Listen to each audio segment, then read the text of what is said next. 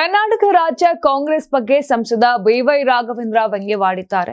ಕಾಂಗ್ರೆಸ್ ಸ್ಥಿತಿ ನೋಡಿದ್ರೆ cardiac arrest ಆಗಿದೆ ಅನಿಸ್ತಾ ಇದೆ. ಮುಖ್ಯಮಂತ್ರಿಗಳ ಮನೆಯಲ್ಲಿ ಮೈನರ್ ಆಪರೇಷನ್ ಆಗಿದೆ.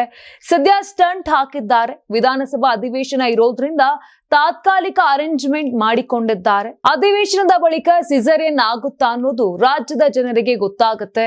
ಬಳಿಕ ಪೇಷಂಟ್ ಬದುಕ್ತಾರಾ ಅಥವಾ ಸಾಯ್ತಾರಾ ಅನ್ನೋದು ತಿಳಿಯಲಿದೆ. ಸುದ್ದಿಗೋಷ್ಠಿ ನೋಡಿ ಆಶ್ಚರ್ಯ ಆಯ್ತು. ಮೊದಲ ಆರೋಪಿಗಳ ಸ್ಥಾನದಲ್ಲಿ ಮಾಧ್ಯಮಗಳನ್ನ ನಿಲ್ಲಿಸಿದ್ದಾರೆ. ಎರಡನೇ ಆರೋಪಿಗಳ ಪಟ್ಟಿಯಲ್ಲಿ ವಿರೋಧ ಪಕ್ಷವನ್ನ ನಿಲ್ಲಿಸಿದ್ದಾರೆ. ನಿಮ್ಮ ಜಗಳಕ್ಕೆ ಮಾಧ್ಯಮ ವಿರೋಧ ಪಕ್ಷಗಳನ್ನ ಹೊಣೆ ಆಯ್ಕೆ ಮಾಡ್ತಿದ್ದೀರಿ. ಜನರು ಬೀದಿಯಲ್ಲಿ ಮಾತಾಡ್ತಿದ್ದಾರೆ. ನಿಮ್ಮ ಫೇಲ್ಯೂರ್ ಮುಚ್ಚಿಟ್ಟುಕೊಂಡು ಮಾತನಾಡುತ್ತಿದ್ದೀರಾ. ಭತ್ತ ಕಟಾವಿಗೆ ಬಂದಿದ್ರು ನ್ಯಾಯ ಸಿಗ್ತಿಲ್ಲ.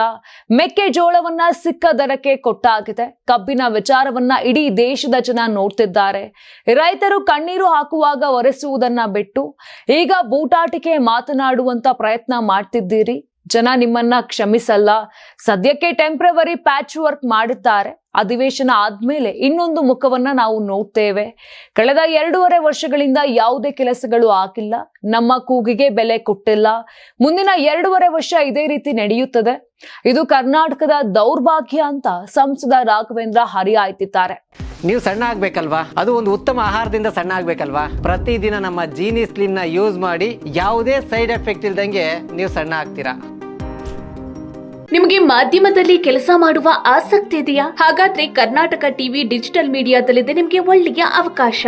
ಆಯ್ಕೆಯಾದವರಿಗೆ ಉಚಿತ ತರಬೇತಿ ಕೊಡ್ತೀವಿ. ತರಬೇತಿ ನಂತರ ಕೆಲಸ ಮಾಡುವ ಅವಕಾಶನೂ ಕೊಡ್ತೀವಿ. ಈ ಕೂಡಲೇ ನಿಮ್ಮ ಮಾಹಿತಿಯನ್ನ ಮೇಲ್ ಮಾಡಿ.